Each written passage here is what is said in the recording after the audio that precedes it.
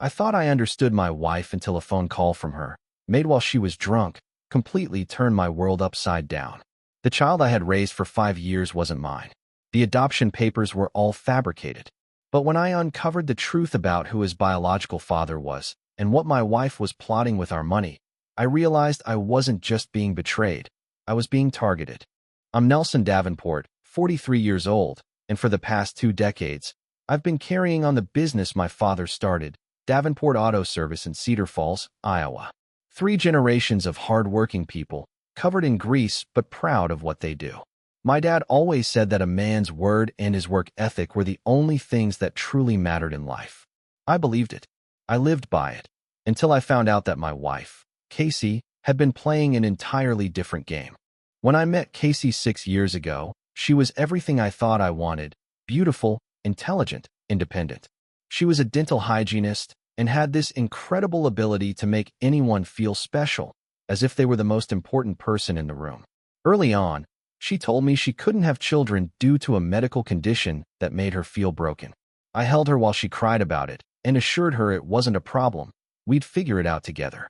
A couple of months into dating, she mentioned a little boy she was thinking of adopting, a 4-year-old named Dylan, who needed a family. The adoption process was already underway. She said, "I fell completely in love with both of them. I was hooked. Here was this amazing woman who wanted to give a child a home, and I'd always wanted to be a father." We got married after dating for a year, in a small ceremony with only family and close friends. Casey insisted we keep it simple, saying she didn't like being the center of attention. I should have paid more attention to who wasn't there. Her side of the church was almost empty, with just her mom and a couple of friends from work. When I asked about her dad or other family members, she would grow quiet and change the subject. 6 months after our wedding, the adoption was finalized. Dylan became Dylan Davenport, and I became the proudest father in Iowa. From the first time he called me Dad, that kid had my heart. And he still does, if I'm being honest. That's what makes this whole mess so complicated. Then came the miracle. 2 years into our marriage, Casey announced she was pregnant. The doctors were astonished. She said, "Sometimes, these things just happen." I was overjoyed. Finally, a baby that would be ours from the start. Ella was born healthy and perfect, and I thought we were living the American dream. When Casey got pregnant again last year, I didn't question it. Lightning strikes twice, right? Leo was born 8 months ago, and our family finally felt complete. 3 kids, a successful business, a house in a nice neighborhood, everything a man could want. I was working late in the shop 2 weeks ago when I received the call that changed everything. Casey's mom, Helen, had been drinking. She does that sometimes, especially around the holidays.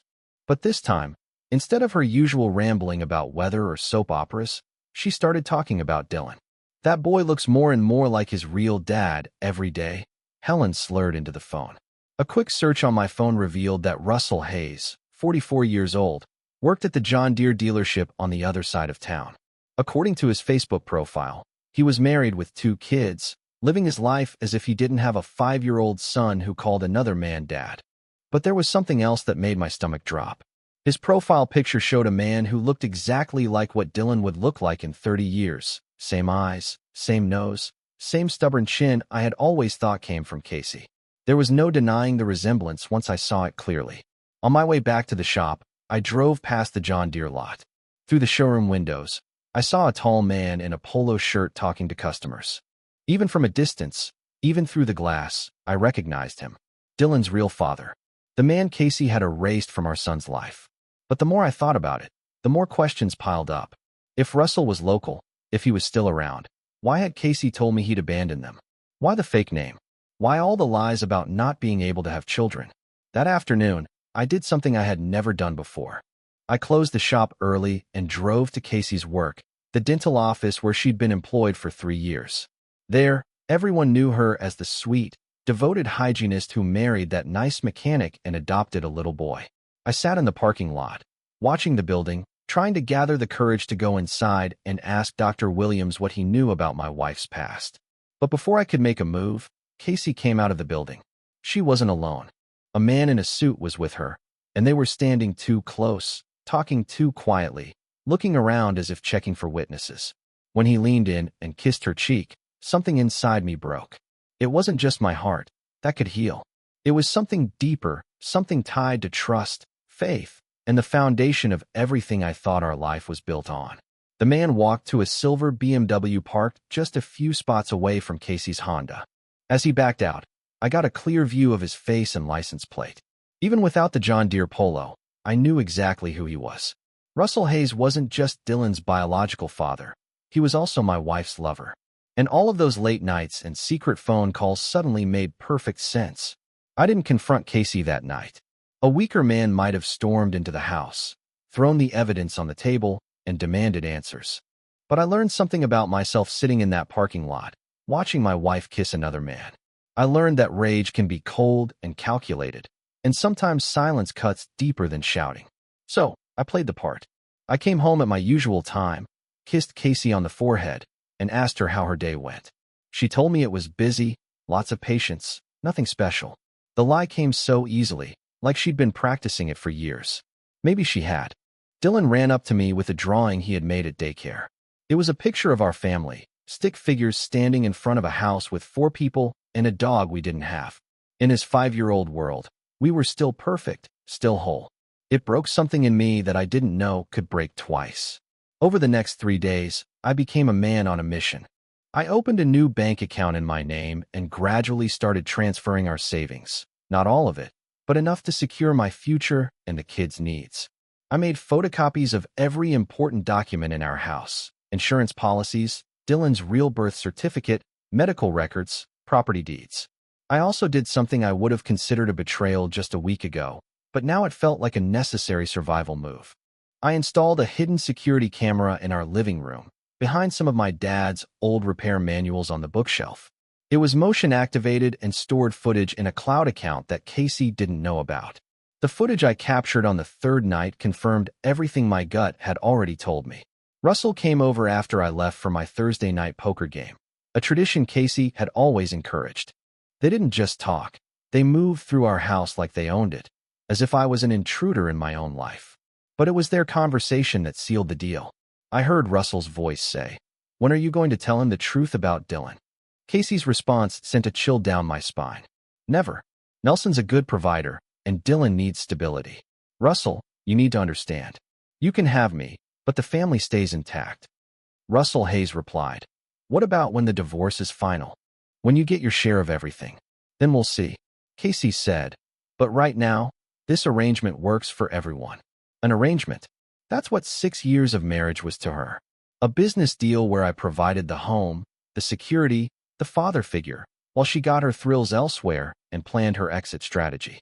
That Friday night, after Casey fell asleep, I packed a single duffel bag. I didn't take much, just enough clothes for a week and the documents I'd copied. I left a note on the kitchen counter, where I knew Casey would find it. "Casey, I know about Russell. I know about Dylan's real father. I know about the lies. When you come home tonight, ready to explain, remember that some conversations happen too late. The house is yours for now.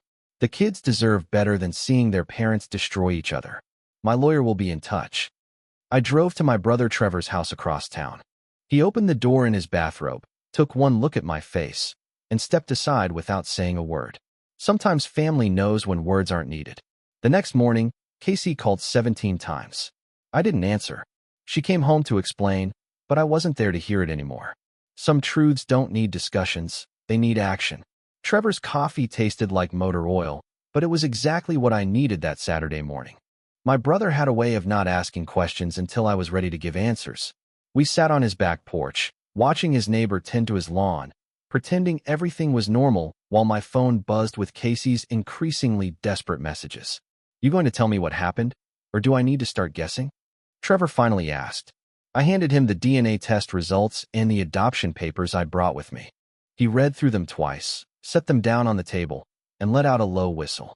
"Dylan's not yours biologically," he said, his tone firm. That wasn't even a question. "It gets worse." I nodded and told him about Russell Hayes, the secret meetings, and Casey's plan to drain me dry before running off with her real family. Trevor was quiet for a long minute. Then he stood up, went inside, and came back with his laptop. "Russell Hayes, you said? Let's see what else we can find out about your wife's boyfriend." What we found was eye-opening. Russell Hayes wasn't just some absentee dad coming back into the picture. He owned a small landscaping business, had been married for 8 years to a woman named Patricia, and had 2 teenage kids. His social media was full of family barbecues, school events, and church functions. He looked like a well-established, upstanding member of the community. "This doesn't make sense," I muttered, staring at the screen. "Why would he risk all of this for Casey?" "Money," Trevor said simply, pointing at the screen. "Look at this." He found business filings for Hayes Landscaping. The company was struggling, behind on taxes, and facing liens from suppliers. Russell Hayes needed cash, and Casey had access to mine. That afternoon, I drove to Miller & Associates, the law firm that had handled my dad's estate. Sarah Miller had known our family for 15 years, and she didn't bat an eye when I walked in with my evidence and asked for the fastest divorce possible. "This is going to get ugly," she warned. "She's going to fight for everything: the house, the business, custody of all 3 kids." "Let her try," I replied. "I've got documentation of financial fraud, adultery, and child endangerment. Dylan deserves to know the truth about his father, and my biological kids deserve better than this chaos." Sarah leaned back in her chair. "Nelson, I have to ask, are you sure you want to do this? Divorce with children involved is brutal. And you're talking about destroying the only life Dylan's ever known." I thought about that little boy's drawing, the stick figures of our happy family. Then I thought about Casey's words: "This arrangement works for everyone." Dylan deserves a father who chooses to love him, not one who's being manipulated into it, I said. And he deserves the truth about where he comes from. Russell Hayes has other kids. Dylan has half-siblings he doesn't even know exist. By Monday morning, the papers were filed. I had Casey served at her work, right there in the dental office where she'd been playing the role of the devoted wife and mother for 3 years. I wanted her colleagues to see who she really was. She called me within an hour, her voice shaking with rage. "How dare you embarrass me like that?" Casey hissed. "We could have worked this out privately. Like you worked out Dylan's paternity privately?" I shot back. "Like you worked out your affair privately?" "No, Casey. Private deals are how we got into this mess." "You're going to regret this," she spat. "I'll take everything. The house, the business, the kids. You'll be lucky to see them on weekends." "We'll see about that," I replied, and hung up. Trevor was right. It was about to get ugly, but sometimes a man has to fight ugly to protect what matters most. The call came at 2 a.m. on a Tuesday. Ella's daycare provider, Mrs. Johnson, her voice tight with concern. "Mr. Davenport, I need to speak with you about Ella's behavior. She's been acting out since the separation started, hitting other children, refusing to eat. Today, she asked me if Daddy doesn't live with her anymore because she was bad." I sat up in Trevor's guest bed, my heart breaking. "I'll be there in the morning." "There's something else," Mrs. Johnson continued. "Your wife brought a man to pick up the children yesterday. Said he was Uncle Russell." The children seemed confused. Dylan kept asking where his real daddy was. Casey was already introducing our kids to her boyfriend, probably testing the waters for her new family arrangement. The rage that hit me was blinding and dangerous. The next morning, I drove to the house, using my key for what I knew would be the last time. Casey was at work, but Russell Hayes was there, sitting at my kitchen table, sipping coffee from my favorite mug, reading my newspaper. "You must be Nelson," he said, standing up like we were meeting at a business lunch instead of in my house where he'd been sleeping with my wife. "Get out," I said flatly. "Now." Russell raised his hands in defense. "Look, man, I know this is awkward, but Casey and I are trying to make this work for everyone. The kids need stability." "The kids need their father," I responded. "And Dylan needs to know who his real father is, which would be you." Russell's face went pale. "Casey said you knew about that. She said you were okay with the adoption arrangement." "Casey says a lot of things," I replied. "Most of them are lies, but here's the truth. You have a son who doesn't know you exist, and 2 other children who are about to lose the only stable home they've ever known because you can't keep your hands off a married woman." I pulled out my phone and showed him the custody papers my lawyer had filed that morning. "Emergency hearing is Friday," I said. "The judge is going to want to know why Dylan's biological father isn't seeking custody and why my wife is introducing her boyfriend to minor children during an active divorce proceeding." Russell read the papers, his hands shaking slightly. "This isn't what I wanted," he muttered. "I just wanted to be part of Dylan's life." Then act like a father instead of a homewrecker, I told him. File for your own custody. Get your own lawyer. Stop hiding behind my wife's schemes. After Russell left, I went upstairs to pack more clothes. In Dylan's room, I found a drawing he'd made of our family. It was torn in half and taped back together, with someone having scribbled over the daddy figure with a black crayon. That afternoon, I picked up all 3 kids from daycare myself. Dylan ran into my arms like he hadn't seen me in years instead of just days. Ella clung to my leg and wouldn't let go. Even baby Jake reached out for me with his little chubby hands. Daddy, are you coming home? Ella asked in the car. Not to the old house, sweetheart, I said, meeting her eyes in the rearview mirror. But Daddy's not going anywhere. We're going to figure out a new way to be a family. That night, I made a decision that would change everything. I called Russell Hayes. We need to talk, I said when he answered. Man to man, about Dylan, about what's best for these kids. I'm listening, Russell replied. Meet me at Riverside Park tomorrow at noon, I said. Bring your lawyer if you have one. It's time we stopped letting Casey run this show and started acting like the fathers these children deserve. Russell showed up at Riverside Park without a lawyer, but with something I didn't expect: photos. Pictures of Dylan from birth to age 2, birthday parties I'd never seen, Christmas mornings in a house I didn't recognize. A whole life that existed before Casey brought Dylan into mine. She sent me these when Dylan turned 3, Russell said, spreading them out on the picnic table between us. Said you didn't want any reminders of his past, that you were building new memories together. I stared at a photo of baby Dylan taking his first steps, reaching towards someone behind the camera. She told me his father wanted nothing to do with him, I said. She said you refused to even acknowledge paternity. I fought for 2 years to see him. Russell's voice grew heavy with exhaustion. Casey disappeared when she was 6 months pregnant. Changed her name, moved 3 times. I hired a private investigator, spent every penny I had. When I finally found them, she was already with you. The picture started to become clearer. Casey hadn't been protecting Dylan from an absent father. She'd been preventing Russell from being a present one, and she'd used me as the weapon to do it. What changed? I asked. Why are you back in the picture now? Russell's face hardened. My marriage fell apart last year. Patricia couldn't handle the fact that I'd never stopped looking for my son when Casey reached out 6 months ago. She said you two were having problems. I thought maybe I'd finally get a chance to be Dylan's father. Instead, she made you her escape plan. Looks that way, I said. Russell picked up one of the photos. Dylan at 2 years old, grinning at the camera with joy. But I'm not walking away again. That's my son, and he deserves to know where he comes from. I studied Russell Hayes across the picnic table.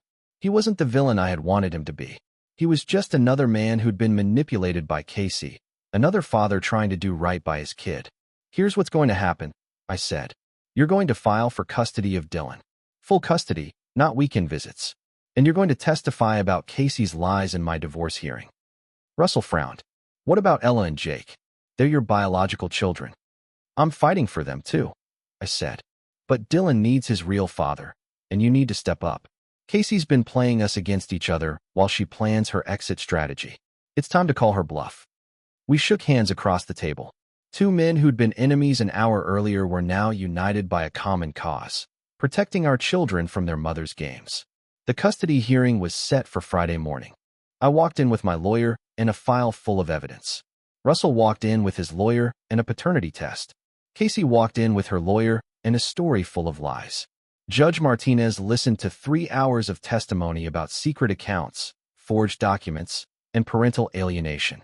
When Casey tried to claim that Dylan would be traumatized by learning the truth about his paternity, the judge cut her off. Mrs. Davenport, Judge Martinez said, this court believes children have a right to know their biological parents and a right to honesty from the adults in their lives. The question isn't whether Dylan will be traumatized by the truth. The question is how much more damage will be done by continuing these lies. The temporary custody order was everything I'd hoped for and more. I got primary custody of Ella and Jake. Russell got primary custody of Dylan, with extensive visitation rights for me because, in the judge's words, the man who raised this child with love and dedication deserves to remain in his life. Casey was granted supervised visitation with all 3 children and a court order to attend counseling for deceptive parenting practices. As we left the courthouse, Russell stopped me on the steps. Dylan's lucky to have had you as his dad for 5 years, he said. I hope you'll stay in his life. I will, I replied. That kid's got 2 fathers now. He's going to need both of us to get through this. 6 months after the custody hearing, life had found a rhythm. Dylan spent weekdays with Russell, weekends with me. Ella and Jake lived with me full-time, visiting Casey every other Saturday under court supervision. The arrangement confused strangers, but worked for us. Dylan called Russell, and me Dad Nelson, a 5-year-old solution to having 2 fathers who both loved him. Russell and I had developed an unlikely friendship. He'd stop by the shop when picking up Dylan, asking about brake jobs. I taught him basic maintenance on his landscaping equipment. 2 men bound by love for the same child. Casey had lost her dental office job after the fraud allegations surfaced. She blamed me for ruining her reputation, conveniently forgetting she'd ruined it herself through lies and theft. Her supervised visits were painful. She'd show up with gifts and promises, trying to win back children who'd learned that mommy wasn't always truthful. Ella would cling to Casey initially, but then grow restless when Casey couldn't answer simple questions about where she'd been. Daddy Nelson, Ella asked after one visit, why does mommy cry all the time? Because she's sad about the choices she made, I replied. Sometimes when grown-ups make bad decisions, they hurt themselves too. The divorce finalized in October. Casey kept the house. I couldn't afford to fight for it anymore, and honestly, I didn't want those memories. I bought a smaller place near Trevor's house with a big backyard and rooms for all the kids. Russell helped me move, along with Trevor and the guys from the shop. While loading my toolbox, Russell looked back at the old house. You built a good life there, he said. I built an honest life, I replied. Casey built the lies around it. That evening, we christened the new house with pizza and movies. Dylan fell asleep between Russell and me on the couch while Ella and Jake played on the floor. Not the family I'd planned, but it was real. No secrets, no lies. The business was thriving. Word had spread about the divorce and Casey's behavior, somehow increasing customer loyalty. Men brought their trucks in and stayed to talk, sharing stories of betrayal and recovery. I'd become an unofficial counselor for divorced fathers, dispensing advice with oil changes. The message was always the same. Protect your children, maintain dignity, and never let someone else's choices define your worth. November brought our first real test. Thanksgiving dinner at Trevor's house with Dylan joining us. As per the custody arrangement, Russell had agreed, understanding that holidays were important for maintaining connections. Nicole cooked for 12 instead of 8, determined to make this Thanksgiving perfect. She'd grown attached to all 3 kids during my month of staying there. Uncle Trevor, look what I made, Ella announced, showing a construction paper turkey with handprint feathers. Beautiful, sweetheart, Trevor said, lifting her up. What are you thankful for? Daddy Nelson's new house, she said without hesitation. And that Uncle Russell makes Dylan happy now. Children's innocence cutting through adult complications with simple truth. Dylan was happier. He'd stopped asking why Daddy Nelson didn't live with them. He stopped having nightmares about broken families. During dinner, my phone rang. Casey's number. I ignored it, not wanting to disrupt our peace. She called again and again. Trevor grabbed the phone. I'll handle this, he said. He stepped into the kitchen, and when he returned, his face was grim. She's drunk, he said quietly. Calling from downtown, crying about losing everything. Dylan looked up from his plate. Is Mom Casey okay? How do you explain addiction to a 5-year-old? How do you maintain compassion for someone who tried to destroy your life while protecting children from her chaos? Mom Casey is going through difficult times, I said carefully. That's why she can't take care of you right now. After dinner, I called Casey back. She answered immediately. Nelson, her voice was slurred, desperate. Go home, Casey, I said. The kids are having a good day. I won't let drunk calls ruin it. I miss them, she sobbed. I miss our family. You destroyed our family, I replied, steady. But you can still be part of their lives if you get sober and stop blaming others. Russell left me, she said. He said I was too much drama. Now I have nothing. I felt satisfaction, then pity. Casey had gambled everything on a man, using him like she'd used me. Now she was alone, jobless, facing the consequences of years of lies. You have your children's love, I said, but earn the right to be in their lives. Get sober, Casey. Get honest. I hung up before she could respond. Returning to the living room, Dylan was curled against Russell's side, both laughing at the TV. Ella and Jake were building couch forts with Trevor. This was family, not perfect or traditional, but built on truth and love instead of lies. Casey could join if she chose recovery over revenge. We weren't waiting anymore. 2 years after the divorce, Dylan came to me with questions that had been building in his 7-year-old mind. We were in the shop, him handing me wrenches while I worked on Mrs. Patterson's Honda. "Dad Nelson," he said, using the name that had stuck. "Why do I look like Dad, Russell, but not like you?" I set down my wrench and looked at the boy who had been my son in every way that mattered for 5 years. His brown eyes, Russell's stubborn chin, Casey's mischievous smile.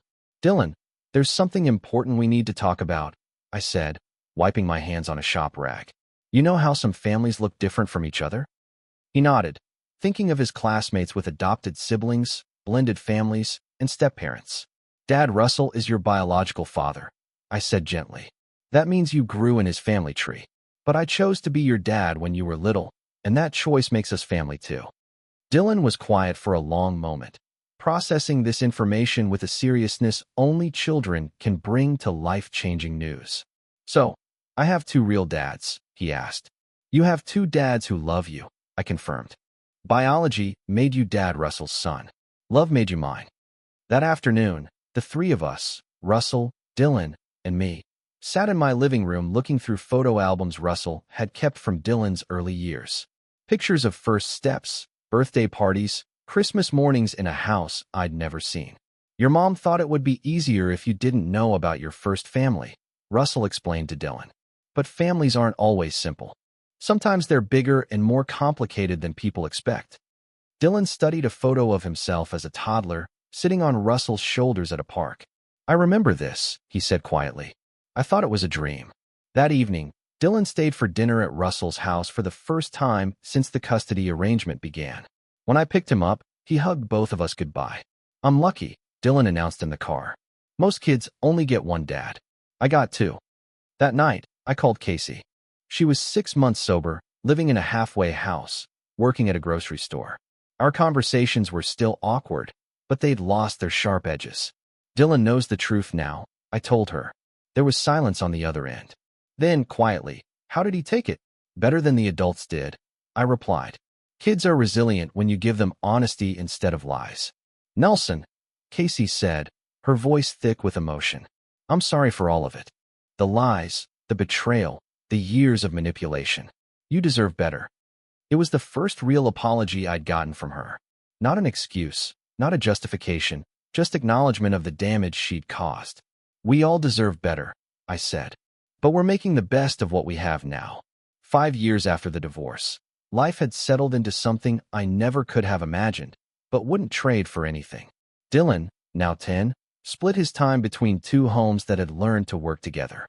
Russell and I had become genuine friends, bonded by shared custody schedules and youth baseball coaching duties. Ella was 8, fierce and independent with Casey's beauty, but, I hoped, my honesty. Jake was 6, full of energy and questions. The family comedian who could make everyone laugh even during difficult conversations. Casey had been sober for 3 years. She completed her counseling requirements, found steady work as a dental assistant in the next county, and slowly rebuilt relationships with her children. The supervised visits had ended 2 years ago, replaced by regular weekends the kids actually looked forward to. She'd never remarried, never found another Russell Hayes to manipulate or Nelson Davenport to deceive. Maybe she'd learned something from destroying our family. Maybe she was just older and tired of running elaborate schemes. The business was thriving.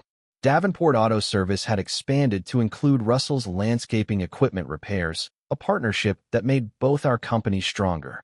We'd hired 2 more mechanics and were considering opening a second location. "Dad Nelson," Dylan said one evening, helping me close up the shop. "Do you ever wish things had been different?" I looked at this boy who called 2 men dad, who spent holidays with an extended family that included his biological father's parents, his adoptive father's brother, and a mother working to earn back her place in his life. "I wish your mom had been honest from the beginning," I said. "I wish you hadn't had to grow up with adult secrets and lies. But I don't wish you weren't my son." Dylan grinned, gap-toothed and confident. "I wouldn't wish that either." That weekend was Dylan's birthday party, held at Russell's house, but planned by all three parents. Casey brought homemade cake. I brought presents. Russell provided the backyard and grill. The kids ran around with friends from school, oblivious to the complicated history that had brought us all together. Watching Dylan blow out his candles, surrounded by two fathers and a mother who'd finally learned to put his needs first, I realized something important. We hadn't just survived Casey's betrayal. We'd built something better from the wreckage. "Make a wish, buddy," Russell called out. Dylan closed his eyes, took a deep breath, and blew out all 10 candles in one go. When the cheering died down, I asked him what he'd wished for. "That our family stays this happy," he said simply. Looking around the backyard at this unconventional family we'd created, 2 fathers, 1 reformed mother, 3 children, and a brotherhood forged from necessity, I realized his wish had already come true. Sometimes the family you build is stronger than the family you planned. Sometimes betrayal leads to truth. And sometimes the worst thing that happens to you becomes the foundation for the best thing you never knew you wanted.